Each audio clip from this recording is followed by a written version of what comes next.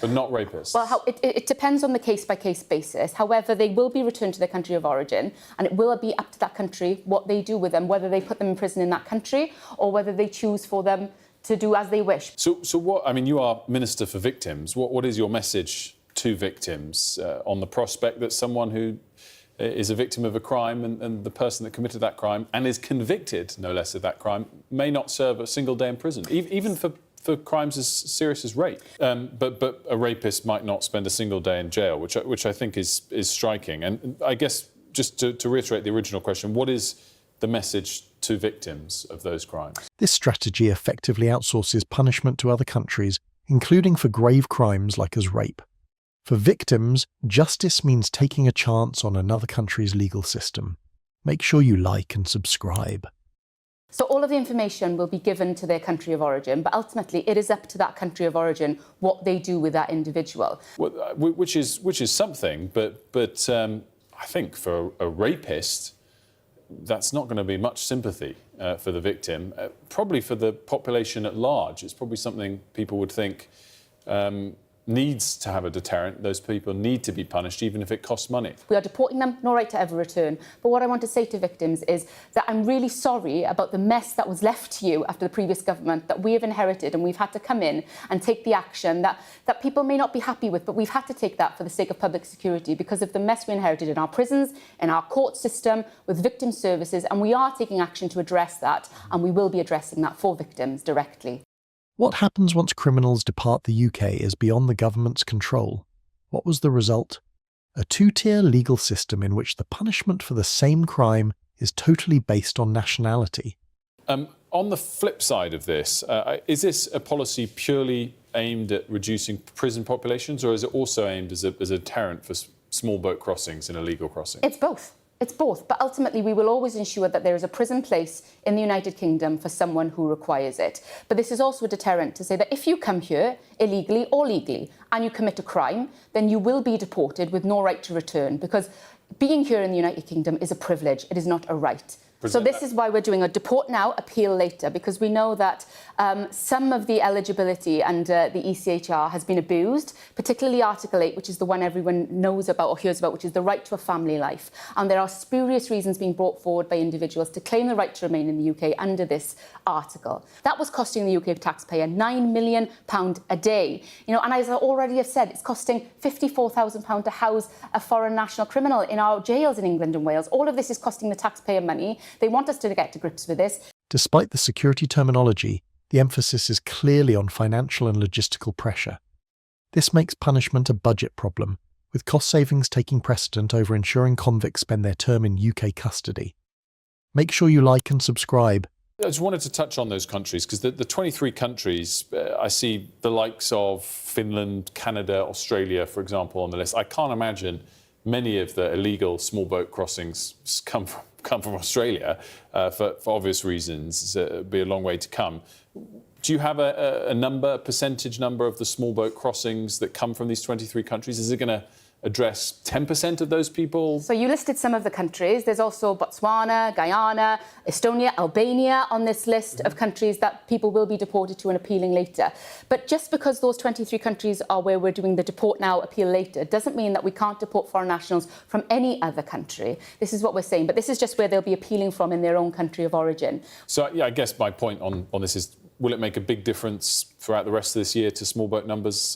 Nearly 50,000 since you came to power, 26,274 so far year to date. This is only a small factor as it relates to small boat crossings. And you've just outlined the scale of the problem that we seek to challenge here. And that is why this is one element of our bigger plan that we've outlined in our immigration white paper earlier this year. We've recently signed our returns agreement with France.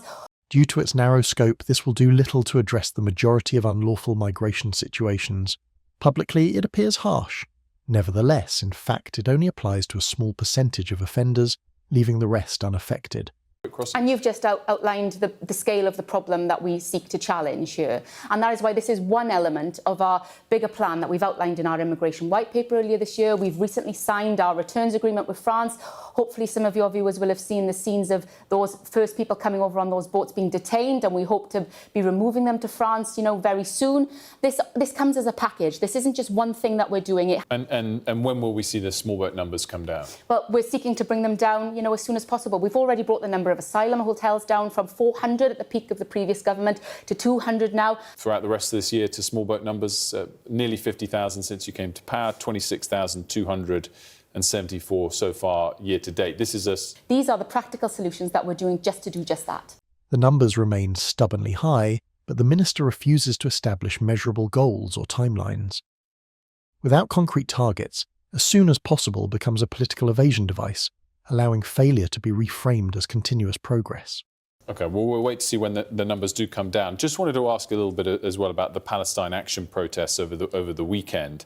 Did the police have enough resources from the government to police these particular protests? The scale was significant. Well, I want to thank the police for their bravery and their courage in their diligent work over the weekend. I don't think they get enough praise for the work that they do and putting themselves out there in these types of situations.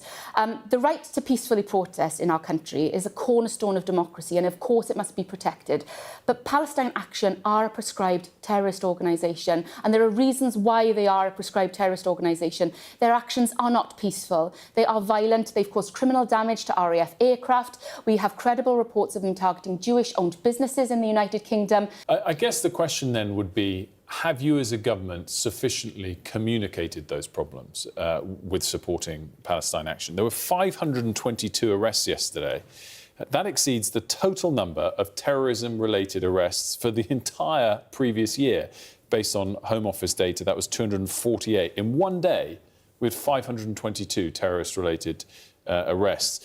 If it's the right decision to prescribe Palestine Action, did you fail as a government to communicate it? Because there's a big difference between breaking into an RAF base and a pensioner holding up a sign. And I just wonder whether, when you take an action of that significance, you needed to communicate why and the legitimacy of that action better, because the numbers, 522 arrests, it's nearly double, it's more than double, sorry, the total number of terrorism arrests for the entire previous year, that something's gone wrong here.